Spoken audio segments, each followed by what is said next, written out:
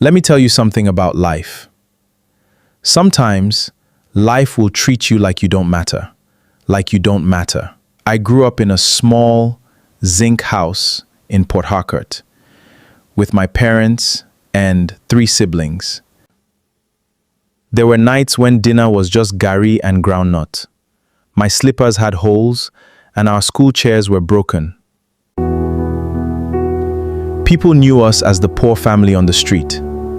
But poverty did not stop me from dreaming. I discovered something very early. There are things poverty can take from you, but it cannot take your curiosity. When I was 9, I used to stand outside a cyber cafe after school and watch people use computers. I couldn't afford computer time, so I offered to sweep the place in exchange for learning. The owner laughed and said, "Okay, small man." That little opportunity changed my life. That's where I learned to type. Then I learned YouTube.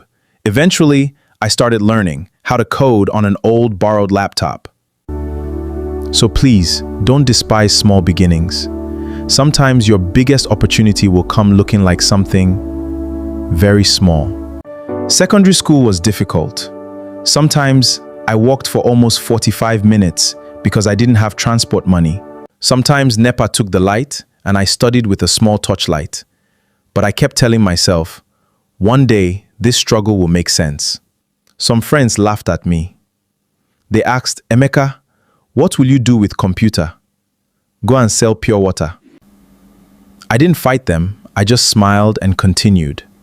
Because sometimes your dream will look foolish to people who don't understand it. At 18, I got a scholarship to study computer science. But even then, life didn't suddenly become easy. At 16, I started fixing phones for people in my neighborhood. I wasn't making much money, but I was learning. I worked night shifts. I failed some courses. There were moments when I honestly wanted to quit. My sheared. Then I remembered something my mother always told me. Don't be ashamed to start small. She told me that the person who isn't ashamed to start small can eat big tomorrow. After university, I discovered another problem. Nobody wanted to hire me because they said I had no experience. So I stopped waiting for someone to give me a chance. I decided to create my own opportunity.